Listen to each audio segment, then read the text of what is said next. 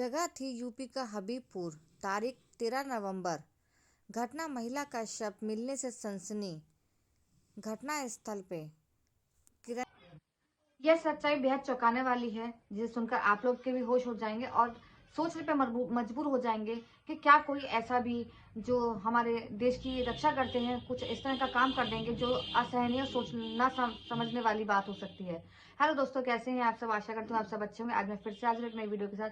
जी हाँ, आज हम बात करेंगे हबीबपुर जिले की एक ऐसी दर्दनाक हादसे की जिसे सुनकर आप भी बेहद चौंक जाएंगे। हबीबपुर में एक महिला का नंग शव सड़क के किनारे मिला, जिसे पुलिस ने को शुरुआत में समझ नहीं आया कौन है और हत्या करने की, लेकिन किसने इसकी हत्या की। लेकिन कुछ दिनों बाद पुलिस को सारी सच्चाई सामने आ गई। किरण देवी मोहाबा जिले की रहने वाली थी। उसकी शादी सीआरपीएफ के एक जवान से हुई थी। किरण ने अपने पति और ससुराल वालों के खिलाफ जो है दहेज उत्पीड़न का केस दर्ज करा रखा था, जो कि दरोगा अंकित यादव देख रहा था।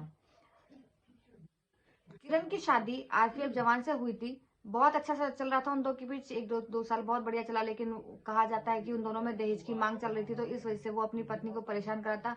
और ज्यादा परेशान होने के कारण जो किरण ने दहेज का मामला दर्ज करा दिया, जिसको कि अंकित यादव दरोगा था वहां पे तैनात, तो वो देख रहा था। जांच के दौरान एक दूसरे के बीच में प्रेम संबंध हो गया। दोनों के नजदीक काफी आगे और काफी एक दूसरे को समझने लगे और ज्यादा प्रेम में पड़ गए। किरण और अंकित के बीच अक्सर झगड़े होने लगे और अंकित का आरोप था कि उसे ब्लैकमेल करती थी, यानी किरण उससे ब्लैकमेल करती थी और उस पर दबाव बनाती थी। किरण चाहती थी कि अंकित उसकी हर तरह से मदद करे और उससे रिश्ता निभाए, लेकिन अंकित को ये सब पसंद नहीं था। वो सिर्फ एक कहते ना कि एक तरफा प्यार था उसका। इन तनावों के दोनों में बहस बीच में कई दिनों से माहौल खराब भी चल रहा था। 12 नवंबर की रात अंकित और किरण कार से घूमने निकले। रास्ते में दोनों के बीच बहुत सारी बहस हुई, झगड़ा हुआ। गुस्से में अंकित ने गाड़ी में से लोहे की छड़ निकाली और उसके सर पे मार दी, जहां उसकी मौके पर ही मौत हो गई। सिर पर चोट लगने पर, मैंने कहा सिर पर चोट लगने पर उसकी मौके पर ही मौत हो गई।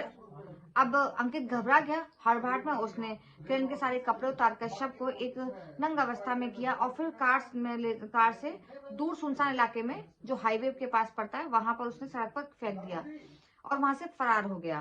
पुलिस ने आसपास सीसीटीवी जब ये खबर और उसके शव को जब सुबह के टाइम वहां के आसपास कुत्ते थे तो वो उसको इधर उधर खींच रहे थे, तो लोग ने देखा और पुलिस को सूचना दिया। पुलिस को सूचना देने के बाद वहां पुलिस पहुंची और उसने तहकीकात करना शुरू करी।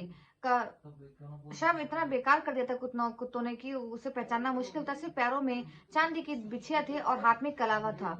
लेकिन पुलिस कहाँ बैठने वाले थे हमारे देश की, तो पुलिस भी बहुत बहुत बहुत सी इतनी बढ़िया भी होती है कि उन्होंने पूरी टीम लगा दी और इसकी जांच पड़ताल जल्दी ही पता पड़ गई। उन्होंने काफी सारे सीसीटीवी कैमरे खंगाले, काफी सारे फोन रिकॉर्ड्स देखा, तो सीसीटीवी एक प्राइवेट कार कई बार घटनास्थल के पास आती जाती देखी, जो कि वह जो है SI अंकित यादव की निकली। उससे पकड़ लिया गया, वहां उसको दबोच लिया गया उसके घर जाके और उससे पूछा गया और वह टूट गया और उसने बताया कि हाँ, मेरे अंकित के बीच पुराने संबंध थे, जिससे कि मुझे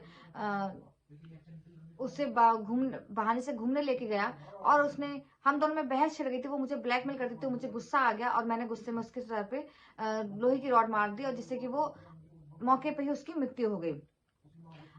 पुलिस ने अंकित को गिरफ्तार कर लिया और अंकित को गिरफ्तार करने के बाद उसको उस पर धाराएं लगा दी और बाकी बची कुछ बात जो है उसके परिवार वालों को, जो प्रयागराज में रहते थे किरण के, उनको बुलाया गया और जो शव है उनको सौंप दिया गया। वो बहुत परेशान थे, बहुत हो रहे थे। उन्होंने साफ शब्दों में कहा कि किरण को उसके ससुराल वाले जो है बहुत तंग करते थे दहेज के कारण। पहले वो कार मांग रहे थे, पैसा मांग रहे थे, जो हमारे पास नहीं था। हमने मना कर दी। शादी कुछ टाइम तो उन्होंने ठीक लगा, उसके बाद उन्होंने दहेज की मांग करना शुरू कर दी। लेकिन जब हम पूरा नहीं कर पाए तो उन्होंने बेटी के ज्यादा परेशान, तो उसने केस दर्ज कराया। तो इस वजह से अंकित यादव को गिरफ्तार कर लिया। कानून उस पर जो धाराएं वो लगे, कानून लागू करने वाले कभी कभी अपराध भी बन जाते हैं। जैसे कि रिश्तों में तनाव कितना खतरनाक मोड़ ले सकता है। तकनीकी सबूत, सीसीटीवी और मोबाइल रिकॉर्ड किसी भी अपराध को छुपा नहीं सकता। बिल्कुल सही। आजकल इतने सीसीटीवी कैमरे हो गए, हमारी जो पुलिस है वो इतनी एक्टिव हो गई है, इतना जागरूक हो गई है कि वो हर चीज को बड़े आसानी से निकाल लेती है और उसको एक आखिरी अंजाम तक पहुंच जाती है और अपराधी को हमेशा सजा देने में कामयाब होती है। तो इसीलिए तो कहते हैं कि फ्रेंड्स सावधान रहें, सतर्क रहें, कि अपनी जान ना गंवाएं। किसी से इतना भरोसा ना करें कि वो आपको आखिरी दम तोड़ने पे मजबूर कर दे। तो फ्रेंड्स, आपको मेरा वीडियो कैसा लगा मुझे कमेंट्स में जरूर बताइएगा। अगर मेरा आपको वीडियो अच्छा लगे तो लाइक जरूर कीजिएगा, चैनल पे नए हैं तो प्लीज सब्सक्राइब कीजिएगा, शेयर कीजिएगा। राधे।